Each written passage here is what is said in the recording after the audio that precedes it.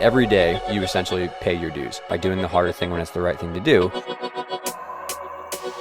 Yeah, it was something that I don't think was even on the radar when I was growing up because I was so obsessed with the sport and it's all I ever thought about. And I loved it so much.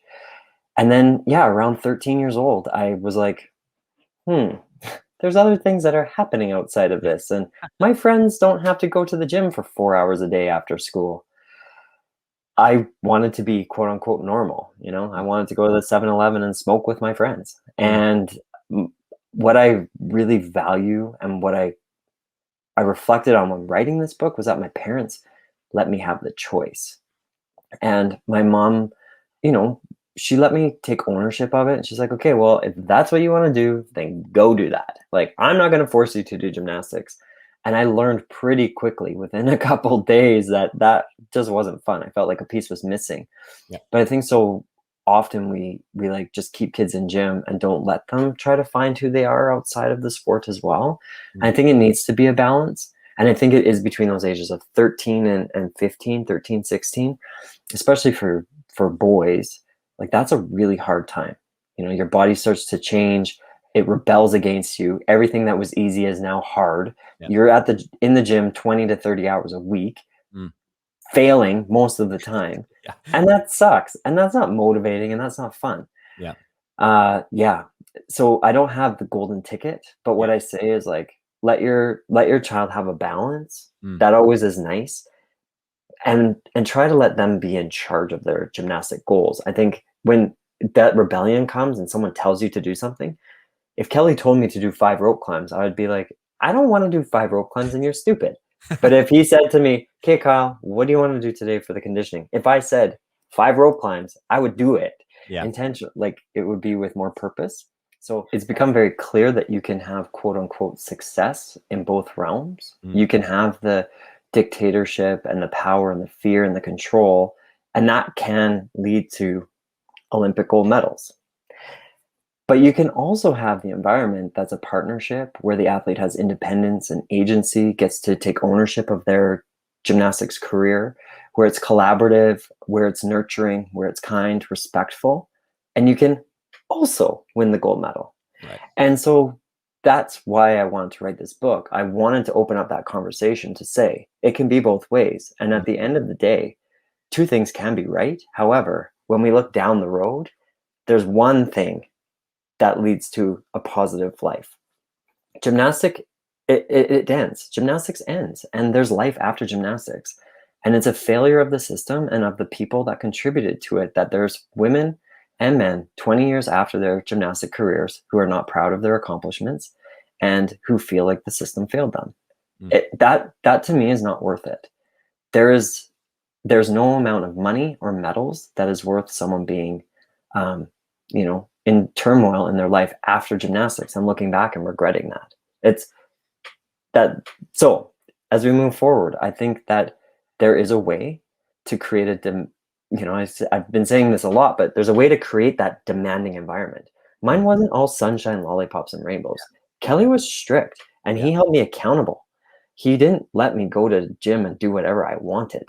He enforced that I had to execute the plan, but I got to play a role in the plan. Mm, And another thing that he did was he would always let me know what was coming at me so I could prepare for it. He never just pulled the rug out from under me. Dave, I've been in every gymnastic situation. I've seen it all. And I can't stomach the coach berating and humiliating the athlete who's standing on the balance beam because she's afraid to do the back handspring series. That's not acceptable behavior. You cannot, as a coach, use your power over that child.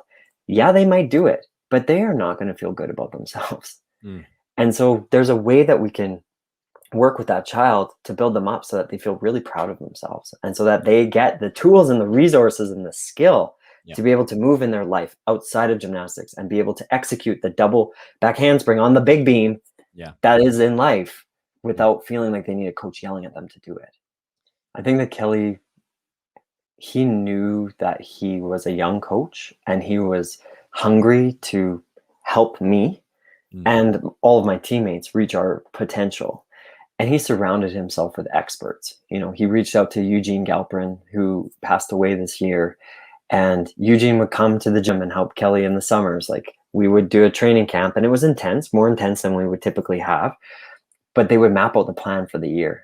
And they would create measurements and charts and stuff for us to be able to feel motivated to learn new skills and to track our accomplishments and to track our progress. Eugene really helped Kelly. I look at Kelly, so I'm 39 now, and Kelly was 39 at the 2004 Olympics as my coach. And I think of myself now having a 22-year-old athlete that I'm coaching at the games. And like, it's wild to me because I don't feel like I could be in that situation or that position. But Kelly was able to get there because he never pretended he knew it all. He surrounded himself with other people who knew more than he did. And then he just tried to be a sponge and tried to get all of their knowledge. He really believed in protecting his athletes.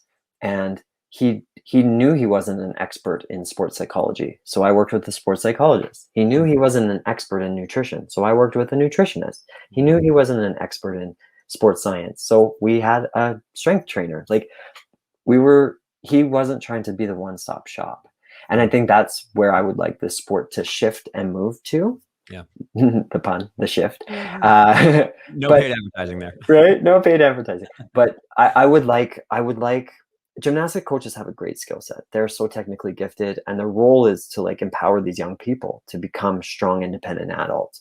And I don't think a coach should ever be advising an athlete on what they should eat. I don't think the nutrition side is the coaching side. Yeah, they get in their courses, they get an overview of it, but like the expert opinion on it, I think we need to bring in the experts who have like a little less to do with the gymnastics in the gym training and more to do with like the actual science behind fueling your body, that kind of stuff. In your career. Yeah, and that's I'd actually like it if I could see my sports psychologist every day at the beginning of the day. I love it. I never leave feeling like it wasn't a valuable time. It's just like doing a yoga practice. It's hard to get there sometimes, and then you do it and then you leave and you're like, oh, I feel so good. Thank goodness I did that. It's a perspective shift, and we can tell ourselves these crazy stories inside of our minds. And working with a therapist or working with a sports psychologist, it allows you to just compartmentalize and to really like take different perspectives and views on the story that you're telling yourself. And I still work with a sports psychologist. I'm not an athlete anymore, but I still see the same man that I've been seeing since I was 13 years old. During this pandemic, it's been incredibly challenging as a business owner. I've gone to some pretty dark places, and I know that he's my lifeline. Like, I can reach out to him at any time and he can help me work through it. I highly encourage every athlete, no matter their level, if you are in a competitive sport, you need to have a sports psychologist on your team, because you need, number one, a vent. You need to have someone other than your coach and your parents and your teammates to talk to. You need someone that's a professional that knows how to give you the coping mechanisms and the resources to be able to move through it.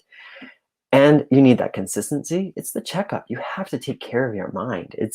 It controls everything. I can't encourage it enough. And you have to have someone that's a good fit, that you feel confident to tell 100% the truth to. Yes. And to be fully vulnerable and to know it's a safe place. The book is called Make It Happen, because that's what I said to myself as I stepped onto the floor. And it was my grounding phrase. And I worked on that with my sports psychologist. He's like, what's something that you can say as you step onto the floor? Like, and he actually didn't tell me to do it. He's like, do you think that would work for you? And I was like, yeah, I think it would. He's like, well, and so we built it, and it felt right. And he was there on the day that I competed in the venue. He was working with the swimming team. And I remember him like taking off his hat. And he was like, yeah, he was so proud and excited for me. But he helped me develop that. And Make It Happen was something that allowed me to just feel strong, feel ready, and feel present. And then if you fast forward to 2006 Worlds, I was so afraid of making mistakes there. I had won the Olympic title, but I was so scared to fall flat on my ass that I was saying things like, don't screw up, don't screw up. And it's amazing how when you say don't screw up, guess what you do? You screw up. It's amazing. So yeah, Hap has always played a role in my career, and I don't think I saw him enough during that time. And then after, it was like getting back on track. Like it's the reset for me. That whether it's every week or once every 6 months, it's just that nice, great reset that allows me to, feel a little more clarity. Yep. And